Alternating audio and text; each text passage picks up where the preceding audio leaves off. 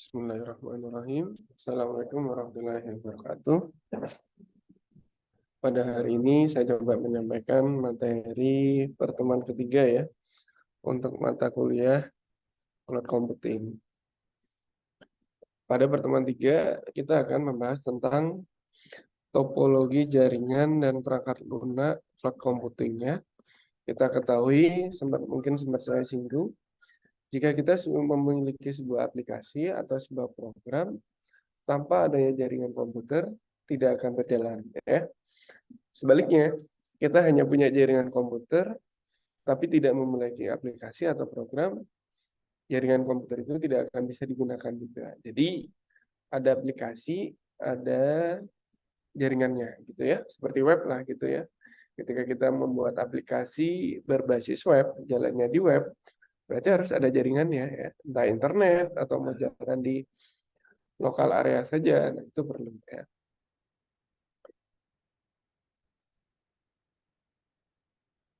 Nah, ini adalah topologi jaringan ya. Kalau berbicara topologi itu adalah model-model ya, model atau bentuk-bentuk dari jaringan. Ya, biasanya yang kita gunakan itu adalah bentuk-bentuk atau model-model dari jaringan komputer ya. Kita ketahui yang umum itu adalah model client server ya, yang umum seperti itu ya. Jadi kita sebagai pengguna ketika membuka sebuah web itu kita posisi di user atau client. Kita meminta request sebuah layanan itu kepada server, server memberikan layanan kayak gitu ya. Kita terdaftar misalnya ke Gmail ya. Ketika kita login pakai Gmail, berarti kita posisi klien. Meminta kepada server yaitu Google ya untuk membukakan ya, email yang email atau akun kita ya. Nah itu. Jadi kita request mereka yang membukakan layanan ya. Nah, di dalam ketika kita berbicara cloud atau yang berbasis web ya atau yang berbasis jaringan, itu ada kenal dua kelompok ya. Ada front end dan back end. Ketika front end, berbicara front end itu adalah tampilan yang ada di depan ya. Istilahnya kalau kita punya rumah, front end itu adalah ruang tamu yang bisa dilihat oleh orang lain lah gitu ya. Halaman ya. Nah, itu front end. Begitu juga di web, ketika dia belum login, si pengguna bisa melihat-lihat ya, bisa membuka-buka, bisa klik linknya. Nah itu front end, tampilan untuk si pengguna. Yang kedua itu adalah ada bagian back end. Seandainya itu adalah rumah tadi, berarti bagian yang back end yang tidak kelihatan oleh si tamu tadi. Ya, kamar kita, memang itu adalah privasi misalnya ya. Nah, begitu juga di web, ketika kita membuat sebuah aplikasi berbasis web, pada bagian back end itu hanya dikelola oleh si administrator sistem. Menambah data, mengubah, menghapus, itu dilakukan oleh si administrator sistem pada bagian back end. Ya. Secara teori, sebuah sistem cloud mencakup semua program komputer yang dapat Anda bayangkan. Ya, semua aplikasi-aplikasi yang ada di komputer itu bisa dijalankan secara online di cloud. Perhitungannya, prosesnya, ya seperti yang Google Drive ya, contohnya itu kan jalannya di online, cloud computing lah gitu ya. Terus yang kedua, contoh lain seperti aplikasi Office ya, kayak Word, Excel, PowerPoint itu juga bisa secara online jalannya ya, atau secara cloud ya. Nah itu jalannya di server, kita menggunakan sebagai kliennya. Selanjutnya topologi jaringan. Jika sebuah perusahaan computing memiliki banyak klien, maka kebutuhan akan ruang penyimpanan data pun akan membengkak. Ya, jadi ketika banyak pengguna, banyak user, itu maka kebutuhan untuk transaksi, media penyimpanan itu akan semakin membesar. Atau secara sederhana, skalibilitasnya meningkat. Ukuran data yang awalnya cuma disimpan megabyte, naik menjadi gigabyte, naik menjadi terabyte, itu baru satu pengguna. Bagaimana jika banyak pengguna yang dikelola? Nah, itu pasti akan penyimpanan data itu semakin membengkak katanya tadi ya, atau semakin besar. Sistem cloud computing paling tidak membutuhkan ruang penyimpanan data 2 kali lebih besar dari penyimpanan kebutuhan real untuk membuat salinan kopi. Jadi, misalnya kapasitas yang sudah dianggarkan buat si satu pengguna itu adalah 1 giga. Tapi si media yang menyediakan layanan tidak mungkin menyediakan 1 giga, 2 giga, paling tidak 2 kalinya ya dikatakan di sini. Karena apa? Harus ada data yang backup, harus punya salinan data. Untuk apa Pak salinan data tadi? Salinan data tadi digunakan untuk misalnya ketika kita suatu saat terjadi kehilangan data. Ya, namanya risiko-risiko itu tetap ada ya. Sehingga apa? Mereka punya backup data. Mereka punya salinan data yang bisa digunakan ya, punya kopiannya lah gitu ya. Terus ini adalah contoh topologi jaringan ya, topologi jaringan internet ya. Kita ketahui international networking ya, ada server, ada klien ya, kita melalui PC.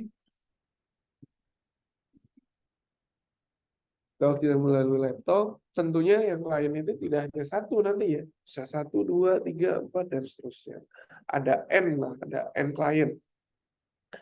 Terus dia terhubung pada sebuah switch atau sebuah hub. Switch atau hub itulah yang nanti menghubungkan dengan router. Ya. Router itulah yang nanti terhubung dengan internet. Jadi seperti itu ya. Jadi topologinya seperti ini. Jadi kalau jaringan dalam sebuah instansi, baik di kantor, baik di kampus, itu bentuknya biasanya seperti ini. Ya, server terhubung dengan hub, ya, atau switch. Switch itu fungsinya menghubungkan antar beberapa komputer lah gitu ya, jaringan komputer lah kita menggunakan switch atau hub. Nah itu ya untuk topologi jaringan.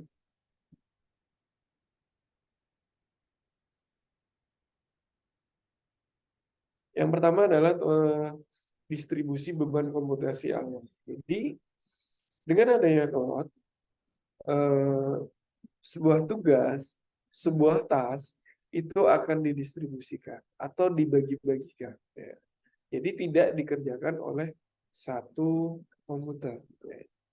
Komputer A mendapatkan tugas untuk mengerjakan tugas. Ketika tugas A sedang bekerja, ada tugas baru masuk, maka akan didistribusikan kepada komputer B. Begitu juga seterusnya ya, ada komputer C, komputer D, dan seterusnya. Jadi dalam satu layanan itu biasanya tidak dihitung oleh satu komputer, tapi ada pendistribusian perhitungan atau komputasi ya. Nah, di sini disebutkan layanan cadangan untuk pengguna akhir atau end user ya, kita sebutnya. Tapi infrastruktur yang mendasar harus cukup terukur dan kuat dan harus fokus pada sistem cloud, perusahaan skala besar dan meneliti bagaimana perusahaan dapat menggunakan service oriented arsitektur yang disingkat SWA ya, untuk menyediakan antarmuka yang efisien untuk proses bisnis ya. Menyediakan antarmuka atau yang kita kenal dengan user interface ya kepada pengguna. Itu yang tadi dikatakan bagian front end. Bagaimana kita menyediakan user interface antarmuka yang mudah digunakan oleh pengguna dan jelas ya informasinya di situ ya. Bukan hanya mudah digunakan, tapi jelas ya. Otomatis kalau jelas maka akan mudah digunakan. Ya. Distribusi beban komputasi awan di sini. Cloud computing terlihat untuk perhitungan dan penyimpanan data menjauh dari end user dan ke server yang berlokasi di sebuah data. Biasanya perhitungan, komputasi itu dilakukan di bagian server. Ya. Dengan demikian mengurangi beban pengguna dari penyediaan aplikasi dan manajemen. Jadi kita tidak repot-repot menyediakan komputer untuk melakukan perhitungan atau aplikasi yang menyediakan perhitungan. Karena yang melakukan perhitungan tadi sudah ada di layanan server. Ya. Terus distribusi komputasi ya. Jadi kalau secara gambaran di sini horizontal distribusi beban didistribusikan di dalam server dalam tingkat yang sama. Jadi pembagian tugasnya biasanya sama porsinya ya. Nah, di sini misalnya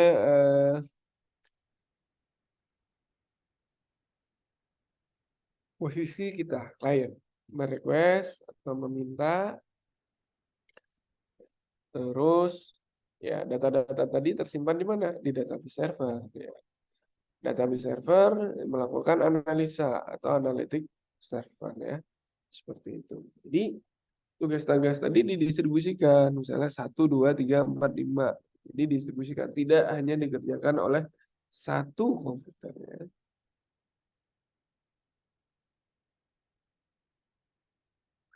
Jadi dibagi-bagi ya tugasnya. Satu batasan dari distribusi horizontal ya.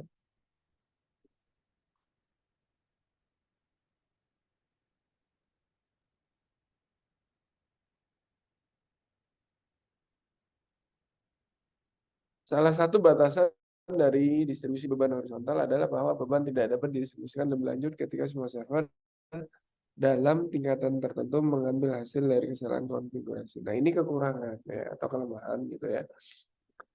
Di mana terlalu banyak server yang dikerahkan pada satu tingkat. Sementara di lain pihak ada sedikit server yang dikerahkan di lain tindakan. Sebuah pengamatan penting adalah dalam sistem kompleks WA multi-tier itu ya tadi ya satu pengerjaan bisa dikerjakan oleh ini ya banyak komputer ya. Multi-tier di sini juga ada beberapa lapisan, bisa mengartikan ya. Ada lapisan yang tadi ya front end, back end, dan ada bagian komputasi ya yang melakukan perhitungan. Selanjutnya aplikasi atau perangkat lunak yang kita kenal ada OpenStack, perangkat lunak cloud computing, open source. Nah, kita bahas dari open source ya. Saya tahu dulu open source itu adalah sebuah aplikasi yang kita gunakan bisa secara free. Tapi kita juga bisa menyumbangkan ide pemikiran kita di aplikasi itu. Nah, itu yang dikatakan open source. Siapa saja boleh menggunakan ya. Yang kedua yaitu di sini adalah OpenStack.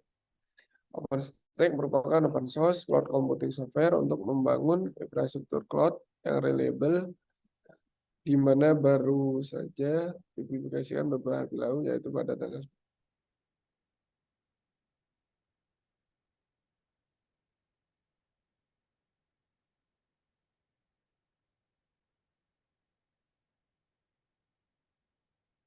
Terdapat dua jenis OpenStack dikatakan di sini ya.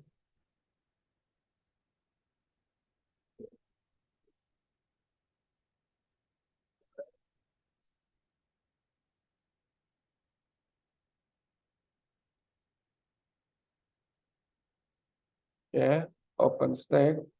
OpenStack Compute di sini adalah perangkat lunak untuk melakukan konvertasi saat membuat atau mengolah virtual private server. Jadi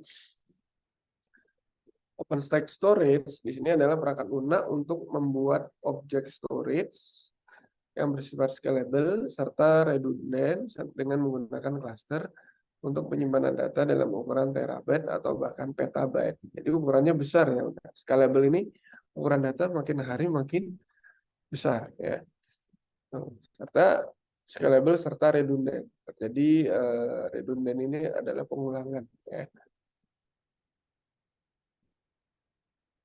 Seluruh kode OpenStack berada di wilayah lisensi Apache 2.0 sehingga memungkinkan siapapun untuk menjalankan pembangunan perangkat lunak lain di atas perangkat lunak. Jadi ya ya kayak aplikasi jalan di atas sistem operasi kan. Sebenarnya itu adalah sama-sama perangkat lunak.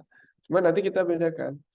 Ada perangkat lunak yang memang untuk OS, perangkat lunak aplikasi yang siap pakai seperti Microsoft Office ya. Itu dikatakan sama-sama software, cuma dibedakan cara penggunaannya ya. Nah, ini salah satu layanan yang disediakan oleh Amazon Web Service, yaitu namanya Amazon Elastic Compute Cloud. Amazon telah memberikan solusi universal dan komprehensif yang populer untuk cloud computing yang disebut dengan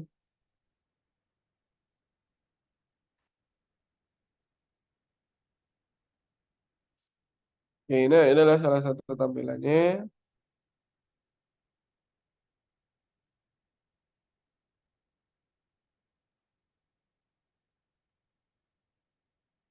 ini ya.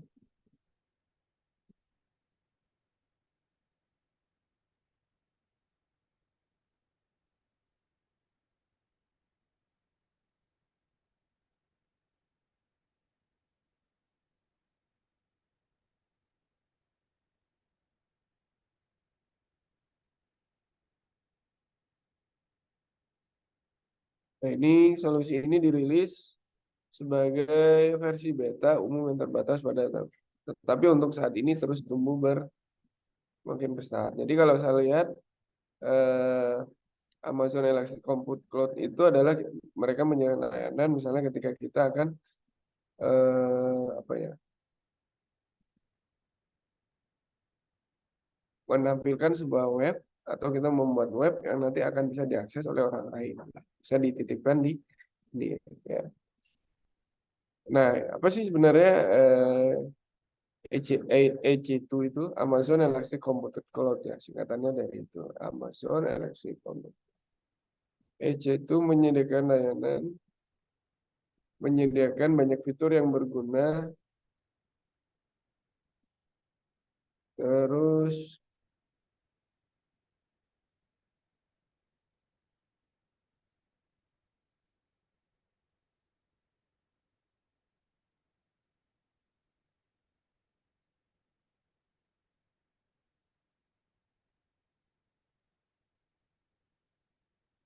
nah ini adalah EC2 menyediakan banyak fitur yang berguna bagi pelanggan atau bagi pengguna, termasuk sistem penagihan yang terdana dan biaya untuk komputasi yang murah. Jadi kita harus terdaftar dan ada beberapa layanan memang yang berbayar ya. Murah pada tingkat sangat mantap atau sangat bagus ya untuk penggunaan memori. Ya, jadi kita nggak pusing-pusing lagi menyediakan memorinya berapa, penggunaan CPU ya, itu tidak pusing-pusing lagi. Transfer data. Jadi mana misalnya dari copy paste di sini.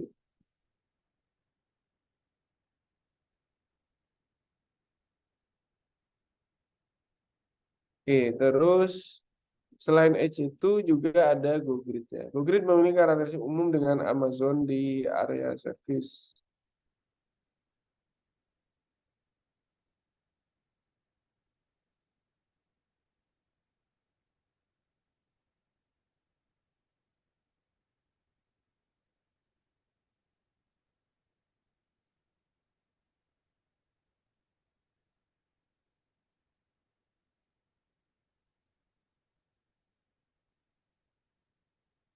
Oke, selanjutnya GoGrid. GoGrid memiliki karakteristik umum dengan Amazon di area klasik komputasi awan. Hal ini mendukung beberapa sistem operasi melalui gambaran manajemen sendiri.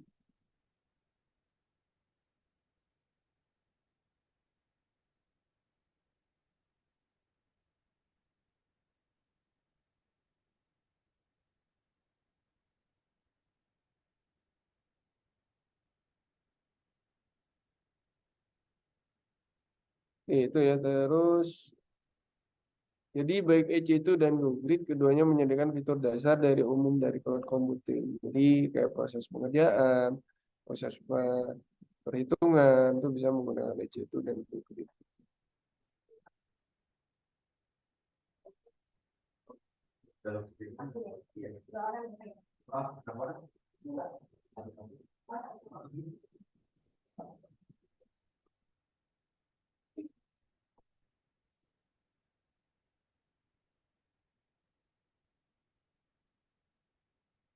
Selanjutnya layanan lainnya adalah Amazon Simple Storage ya.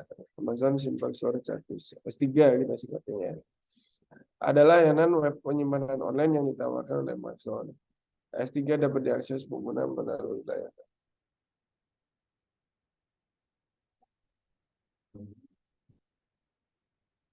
Terus Rackspace Cloud ya. Rackspace awan ya, diluncurkan pada 4 Maret ya, dengan nama Moso. Dalam 3 tahun berikutnya, Rackspace Cloud telah mengubah namanya dari Moso LLC menjadi Moso. The Hosting Cloud dan akhirnya itu untuk yang cloud terus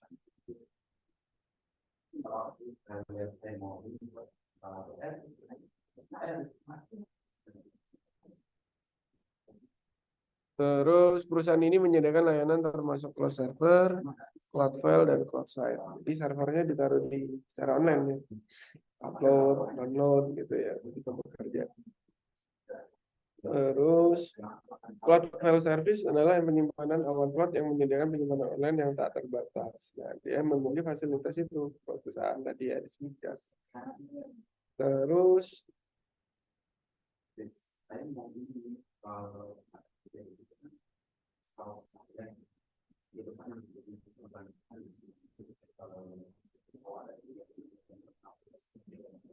nah, selain kontrol panel online, perusahaan ini menyediakan layanan API ya, Application Programming Interface. Ya, biasanya menghubung antara si ya meskipun bahasa pemrograman tadi tidak jadi, tapi kita bisa menjalankan menggunakan yang namanya API untuk terhubung atau koneksi ke database.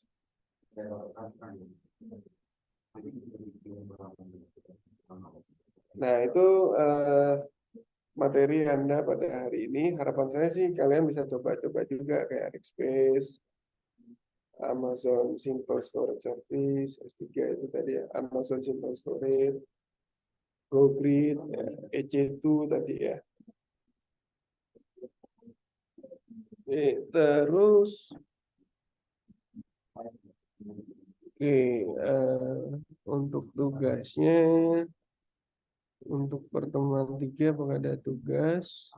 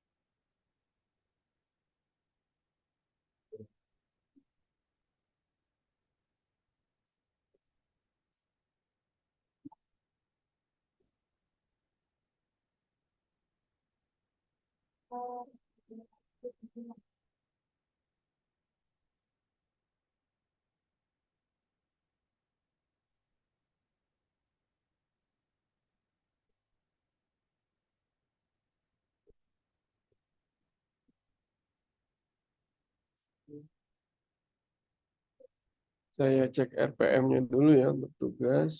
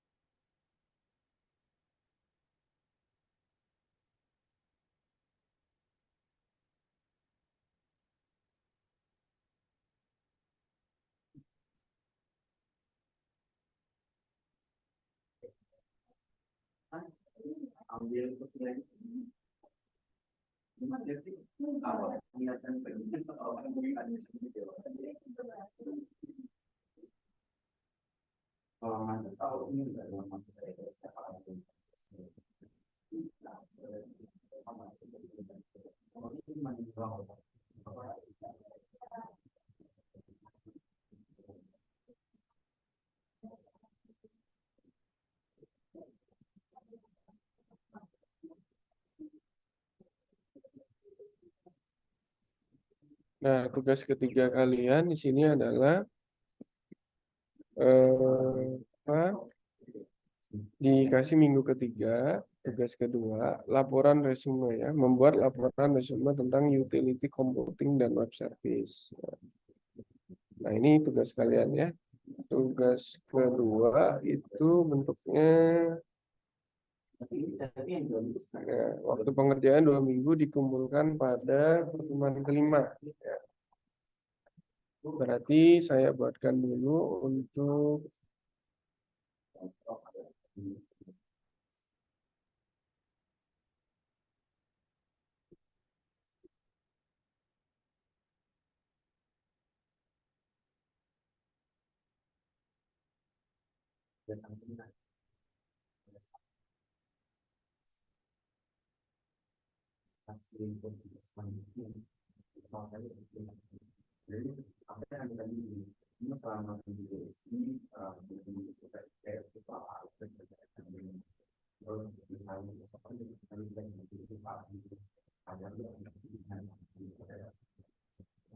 Pertemuan ke tiga ya.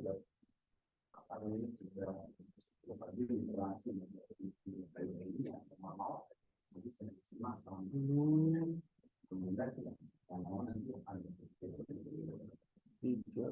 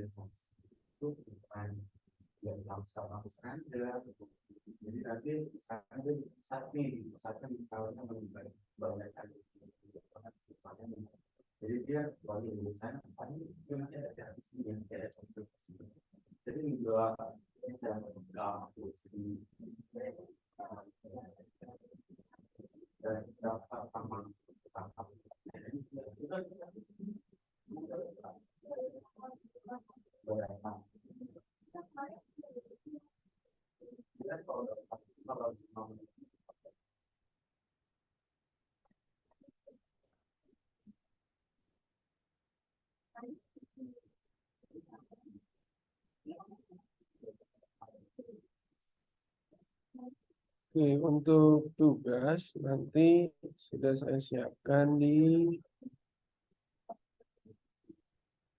ini ya, di sini ya.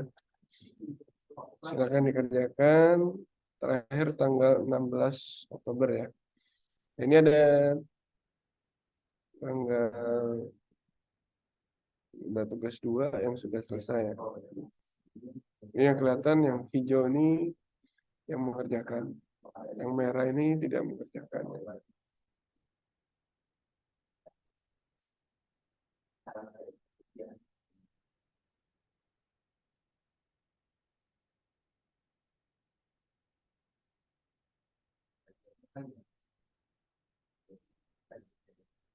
Oke, itu untuk tugasnya tolong dikerjakan ya.